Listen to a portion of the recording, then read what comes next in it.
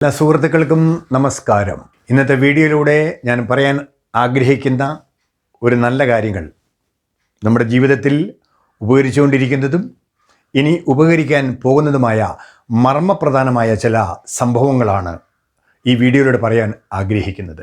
ഈ വീഡിയോയുടെ പേരാണ് don't forget to remember the past. പഴയ കാര്യങ്ങൾ ഓർക്കാൻ മറക്കാതിരിക്കുക.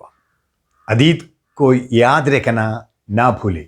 പ്രിയ സുഹൃത്തുക്കളെ, 2025 കഴിഞ്ഞു, 2026 കയറി. ഏകദേശം 1/4 സെഞ്ച്വറി, അതായത് 21 സെഞ്ച്വറിയുടെ 1/4 തീർന്നു. അപ്പോൾ ഈ സമയത്ത് ചില കാര്യങ്ങൾ നമുക്ക് ഡിസ്കസ് ചെയ്യാം. ഇന്നത് അത്യന്താപേക്ഷിതമാണ്. കാരണം പുതുവർഷം നാം ചില കാര്യങ്ങൾക്ക് ദൃഢനിശ്ചയത്തോടെ തീരുമാനങ്ങൾ എടുക്കണം. ആയതിനാൽ എൻ്റെ വീഡിയോയിലേക്ക് നിങ്ങൾക്ക് സ്വാഗതം. ഈ വീഡിയോ കണ്ട് ഇഷ്ടപ്പെട്ടാൽ മറ്റുള്ളവരിലേക്ക് ഷെയർ ചെയ്യാൻ മറക്കരുത്.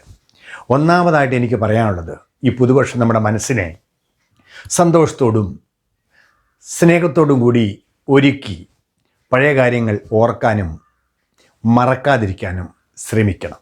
രണ്ടാമതായിട്ട്, നാം ക്ഷമയോടെ നമ്മുടെ ജീവിതത്തിൽ കൈപ്പേറിയ പല സംഭവങ്ങളും നമ്മൾ ഫേസ് ചെയ്തിട്ടുണ്ട്. അവയെ ക്ഷമയോടെ മറക്കാനും പൊറുക്കാനും ശ്രമിക്കണം.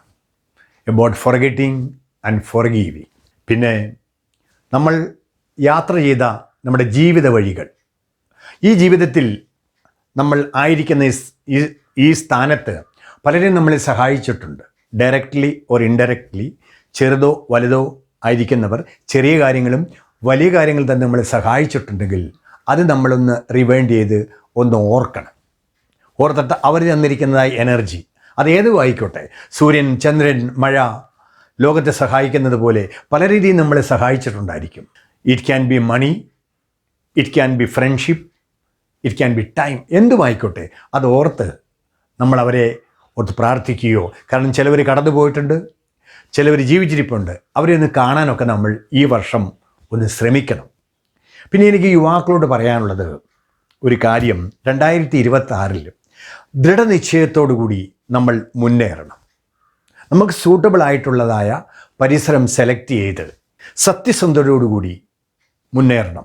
കാരണം ഇന്നത്തെ ലോകത്ത് ജീവിക്കാൻ വളരെ ബുദ്ധിമുട്ടാണ്, നമ്മൾ കണ്ടുകൊണ്ടിരിക്കുന്നതാണ്.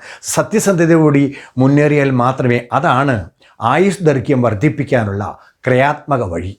Yes, A suitable environment for the person and remaining there with truth and integrity is the key to increasing life expectancy.